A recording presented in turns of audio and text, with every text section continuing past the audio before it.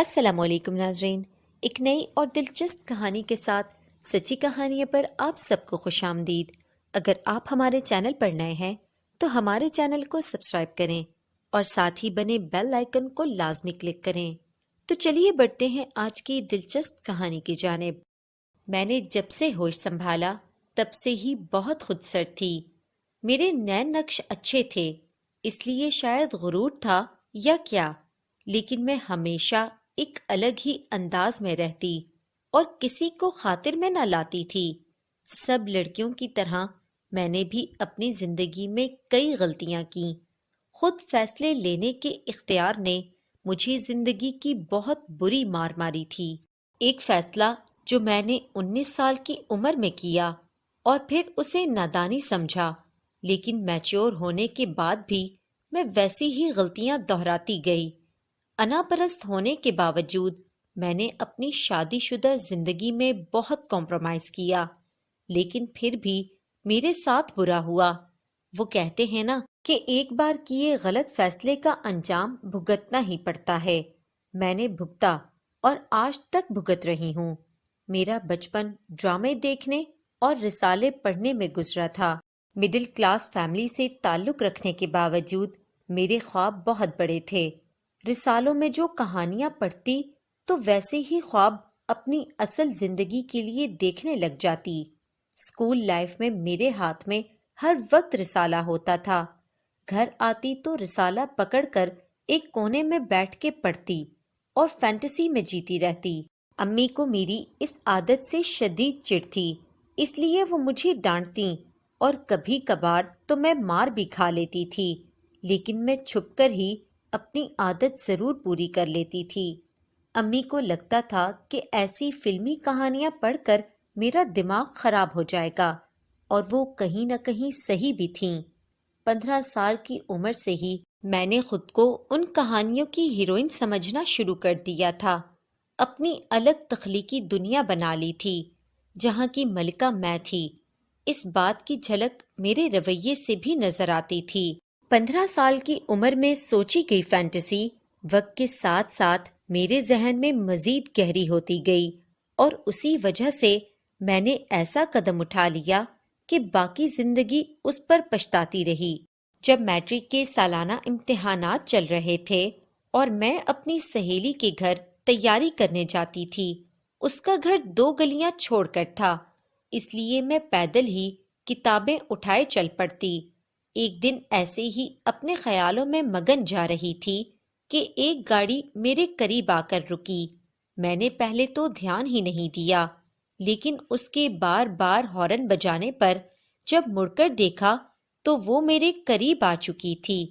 کچھ دیر شیشے میں سے اندر دیکھنے کی کوشش کے بعد وہ شیشہ جب نیچے ہوا تو وہاں ایک نوجوان لڑکا بیٹھا مجھے دیکھ کر مسکرا رہا تھا۔ میں تھوڑا جھنجھلا کر سیدھی کھڑی ہو گئی اور اس سے اس حرکت کی وجہ پوچھی تو اس نے بنا ڈرے مجھے اپنے ساتھ بیٹھنے کی آفر کی، جسے میں نے ٹھکرا دیا اور تیز قدم بڑھاتے آگے بڑھ گئی۔ لیکن ایسا کرتے ہوئے مجھے افسوس بھی ہو رہا تھا، کیونکہ گاڑی میں بیٹھنے کا پہلا موقع تھا اور وہ بھی اتنے ہینڈسم لڑکے کے ساتھ۔ میں دل ہی دل میں خود کو ملامت کر رہی تھی، مگر ایسا کرنا بھی لازمی تھا۔ اگر پہلی بار کہنے پر ہی بیٹھ جاتی تو میری کہاں عزت رہتی۔ یہ بات سوچ کر ہی میں خود کو تسلی دے رہی تھی۔ خیر، مجھے تھا کہ وہ اتفاق ہے، مگر اب وہ روز کا معمول بن گیا تھا۔ وہ لڑکا روز وہاں کھڑا ہوتا اور اپنی پسندیدگی کا اظہار کرتا۔ میں بھی اسے پسند کرتی تھی، مگر بتا نہ پائی۔ لیکن ایسا کب تک چلتا؟ کچھ اپنی پسندیدگی اور کچھ دوستوں کے اکسانے پر میں اس کے ساتھ آنے جانے لگی۔ اکثر وہ مجھے گھمانے لے جاتا اور میں گھر والوں سے بہانے بنا کر اس کے ساتھ چل پڑتی۔ وہ اچھے اور امیر گھر سے تعلق رکھتا تھا۔ اس کا نام احسن تھا۔ میں وقت کے ساتھ اس کی محبت میں گرفتار ہو چکی تھی اور اب اس سے شادی کے خواب دیکھنے لگی اور جلد ہی اس پر رشتہ بھیجنے کا پریشر ڈالنے لگی۔ میری عمر 18 سال تھی اور وہ 20 سال کا تھا۔ میں نے ایک دن ڈرتے ڈرتے امی کو احسن کا بتا دیا، لیکن امی نے پوری بات سنے بغیر ہی پہلے مجھے 2 تھپڑ رسید کیے اور دوبارہ ایسی بات نہ کرنے کی دھمکی بھی دی۔ اصل میں احسن ہماری برادری کا نہیں تھا، اس لیے اماں نے سنتے ہی انکار کر دیا اور میرا گھر سے نکلنا بھی بند کر دیا۔ احسن سے ملنے کا ہر ذریعہ ختم ہو گیا تھا، لیکن اس نے بھی ہار نہ مانی، میری ایک دوست سے رابطہ کر کے اسے میرے پاس بھیجا اور اس طرح میری دوست کے ذریعے ہم رابطے میں تھے۔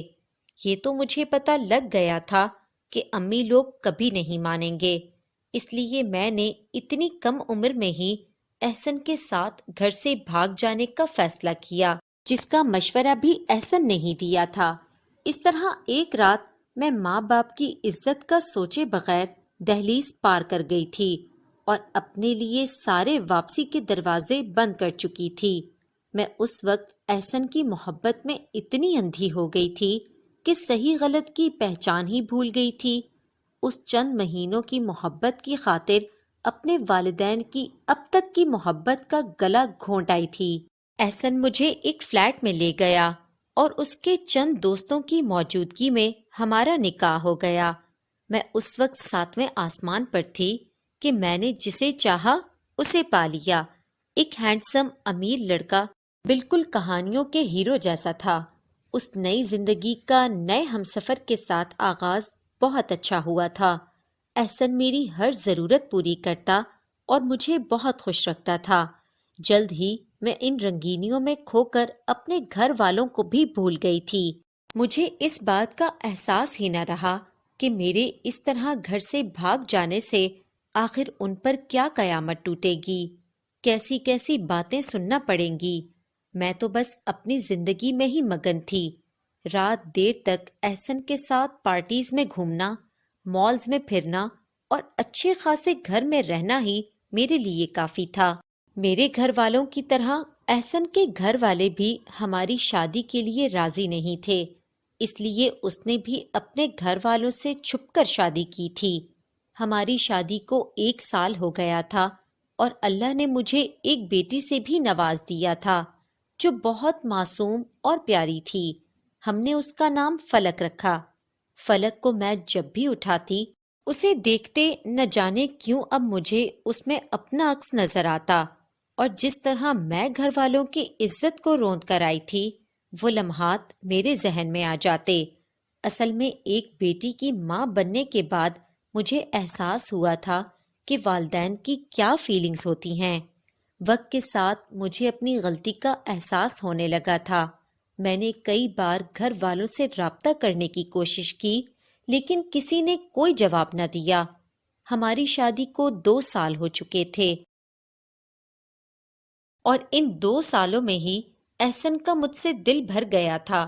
اس کے رویے میں واضح بدلاؤ نظر آ رہا تھا۔ وہ گھر دیر سے آتا اور مجھ سے بلا وجہ لڑتا رہتا تھا۔ اکثر ہم بری طرح لڑتے اور اس بات کا احساس نہ ہوتا کہ پاس پڑی ننھی سی جان کی نظریں ہم پر ہی جمی ہیں، جو اپنے ماں باپ کو ایک دوسرے کے ساتھ بحث کرتے اور کئی بار تو اپنی ماں کو مار کھاتے بھی دیکھ چکی تھی۔ احسن نشے کی حالت میں گھر آتا اور میرے پوچھنے پر مجھے مارنا شروع کر دیتا۔ اکثر اتنی بری طرح مارتا کہ کئی کئی دن میرے بدن سے نیل نہیں جاتے تھے۔ میں خاموشی سے اس کا یہ ظلم سہتی رہی، کیونکہ میں جانتی تھی کہ اس کے علاوہ میرا کوئی آسرا نہیں ہے۔ گھر والوں کو میں کئی سال پہلے رسوا کر کے چھوڑ آئی تھی اور وہ کسی صورت مجھے قبول نہ کرتے۔ اب اگر احسن سے بھی جان چھڑوا لیتی تو 4 سال کی فلک کو لیے کہاں پھرتی۔ فلک جو کہ بہت کم عمری سے ہی یہ سب دیکھتی آ رہی تھی، اب اس کے لیے یہ روزمرہ کا معمول تھا۔ اکثر احسن مجھے مار رہا ہوتا یا گالیاں دے رہا ہوتا تو وہ پاس بیٹھی کھلونوں سے کھیلتی رہتی، لیکن ایک چیز جو اس بچی میں نظر آئی وہ اس کی احسن سے دوری تھی۔ فلک احسن سے ڈرتی اور اس کے پاس بھی نہیں جاتی تھی۔ فلک بڑی ہوتی جا رہی تھی اور میں 5 سال سے اس آدمی کا برا رویہ برداشت کرتی آئی تھی۔ لیکن اب کئی کئی ہفتے احسن گھر نہ آتا۔ مجھے بعد میں پتہ لگا کہ اس نے دوسری شادی کر لی ہے، تو میں نے نہ جانے کیسے ہمت جتا کر اس سے خلا کا مطالبہ کر دیا۔ وہ تو اسی چیز کے انتظار میں تھا۔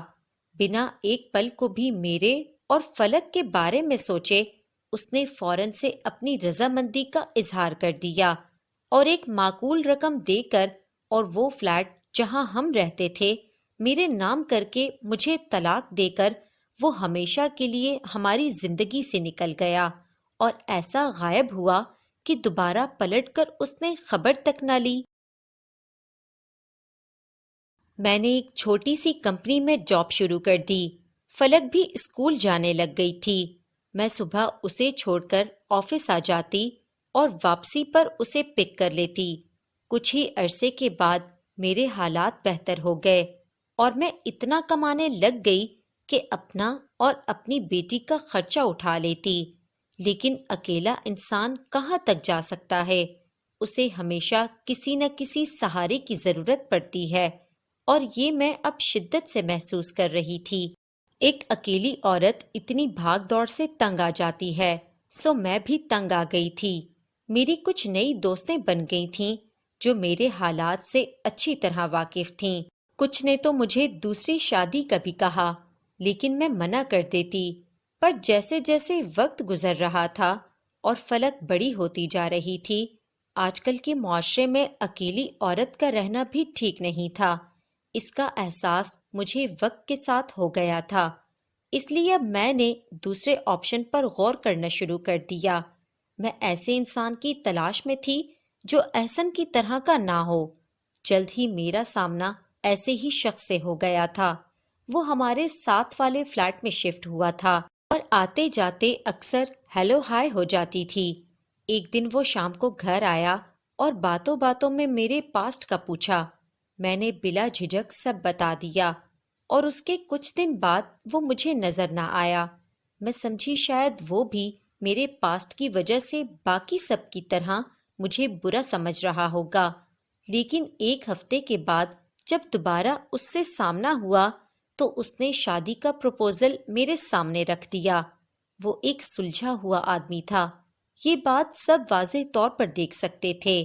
میں نے فلک جو کہ 12 سال کی ہو چکی تھی اس سے مشورہ کیا اور اس کی رضامندی سے اکمل سے دوسری شادی کر لی۔ میں ایک طرح سے پرسکون تھی کہ چلو اب وہ بچپنے والی نادانی نہیں کی، ایک سلجھے ہوئے کے ساتھ تعلق جوڑا تھا کہ میرا اور میری بیٹی کا مستقبل محفوظ رہے۔ شادی کے شروع تک سب کچھ بہت اچھا تھا۔ میں شادی کے کچھ عرصے بعد ہی امید سے ہو گئی اور پھر ایک چاند سے بیٹے کو جنم دیا۔ ایسا لگ رہا تھا کہ زندگی کی بہاریں لوٹ آئی ہیں، لیکن خوشیاں کب ہمیشہ ساتھ رہتی ہیں؟ ایک ایسی لڑکی جس نے جوانی میں ماں باپ کا لحاظ کیے بنا بھاگ کر شادی کر لی، پھر اس شوہر سے مار کھاتے کھاتے تنگ آ کر الگ ہو کر اپنے بچوں کے مستقبل کا سوچ کر ایک اور مرد کو زندگی میں داخل کیا، تو اس نے بھی شادی کے کچھ عرصے بعد اپنے رنگ دکھانا شروع کر دیے، اور میری دوسری شادی بھی 3 سال ہی چل پائی۔ اس لیے میں نے اس گھٹیا آدمی سے جو کہ شرافت کا لبادہ اوڑے ہوئے تھا، اس سے کورٹ کے تھرو جان چھڑوا لی۔ اس کے بعد اس نے مجھے بدنام کرنے کی کوئی کسر نہ چھوڑی اور اس بلڈنگ میں سب کے کان میرے خلاف بھرنا شروع کر دیے تھے، جس کی وجہ سے کوئی مجھ سے سیدھے منہ بات نہیں کرتا تھا، نہ میرے گھر آتا۔ چند سالوں بعد جب دونوں طرف سے خاموشی ہو گئی تو میں نے سکھ کا سانس لیا۔ میں اپنے دونوں بچوں کے ساتھ خوش تھی۔ ہم ایک پرسکون زندگی گزار رہے تھے بنا کسی مرد کے سہارے کے۔ فلک اب 18 سال کی ہو چکی تھی اور دکھنے میں وہ بالکل میرے جیسی ہی تھی، لیکن وہ نصیب بھی میرے جیسا ہی لے کر آئی ہے، اس کا اندازہ مجھے ہو گیا تھا۔ کہا جاتا ہے نا کہ مکافات عمل ہر کسی کو بھگتنا پڑتا ہے۔ اب میری باری تھی کہ جو میں اپنے ماں باپ کے ساتھ کر آئی تھی وہ اب میرے ساتھ ہونا تھا۔ مجھے لا علمی میں رکھ کر فلک میرے دوسرے شوہر کے ساتھ رابطے میں تھی۔ نہ جانے ایسا کیا تھا کہ میری بیٹی اپنے سوتیلے باپ میں اتنی انوالو تھی اور وہ شخص بنا رشتے کا لحاظ کیے اپنی سوتیلی بیٹی کو میرے خلاف بھڑکاتا رہا، اور میں اس بات سے لا علم تھی۔ 18 سال کی عمر میں میری بیٹی اسی طرح جس طرح میں اپنے گھر کی دہلیز پار کر آئی تھی وہ بھی پار کر چکی تھی، لیکن وہ کسی ہم عمر کے ساتھ نہیں بلکہ اپنے سے بڑی عمر کے اپنے سوتیلے باپ کے ساتھ رات کے اندھیرے میں گھر سے چلی گئی تھی۔ اس کا رکھا ہوا لیٹر پڑھتے ہی میرے ہاتھ پاؤں کانپنے لگے اور میں لڑکھڑا کر آنکھوں میں اندھیرا لیے بیڈ پر بیٹھ گئی۔ احمد میرا بیٹا جو ابھی 6 سال کا تھا وہ بھاگتا ہوا آیا اور میری گود میں سر رکھ کر اپنی موجودگی سے مجھے حوصلہ دینے لگا۔ وہ کمسن بچہ کیا جانتا تھا کہ اس کی ماں کس کرب سے گزر رہی ہے۔ میں نے دھندلائی آنکھوں سے اس کا سر پکڑا اور اسے بوسہ دیا۔ اس دن کے بعد سے مجھے فلک کی کوئی خبر نہ ملی۔ میں دوسرے شوہر پر کیس کرتی بھی تو کیا جب میری بیٹی کو وہ اس کی مرضی سے لے گیا تھا۔ یہ قسمت کا ایسا کھیل تھا جس نے مجھے اپنے ماں باپ کے غم میں مبتلا کر دیا تھا۔ بیٹی کے اس طرح چلے جانے کے بعد لوگوں کے کانوں سے خون نکلتی آوازیں جو میں برداشت کر رہی تھی کسی زمانے میں میری ماں نے بھی کی ہوں گی۔ اس دن کے بعد سے میں گڑ گڑا کر اللہ سے توبہ کرتی، میں اگر زندہ ہوں تو صرف احمد کی وجہ سے، ورنہ میرے لیے وہ مقام زمین میں گڑ جانے کے برابر تھا۔ اب میری کوشش ہے کہ احمد کی تربیت اچھے سے کروں اور اس سے یہ سب حادثات چھپا کر رکھوں۔ اس لیے میں احمد کو لے کر ایسی جگہ آ گئی جہاں کوئی ہم دونوں کے ماضی کے بارے میں نہیں جانتا۔ لوگوں کے جاننے یا نہ جاننے سے کیا ہوتا ہے؟ آپ اپنے آپ سے تو نہیں بھاگ سکتے، لیکن اب سوائے اپنے کیے گناہوں پر پچھتانے کے میرے پاس کچھ نہیں رہا۔ کاش کوئی بھی لڑکی کبھی کسی نامحرم کے لیے اپنے ماں باپ کی عزت کو نہ رولے۔ ماں باپ کا حق تو سب سے زیادہ ہوتا ہے، ورنہ کسی نہ کسی موڑ پر مکافات عمل آپ کو اسی طرح کے حالات کا سامنا لازمی کرواتا ہے۔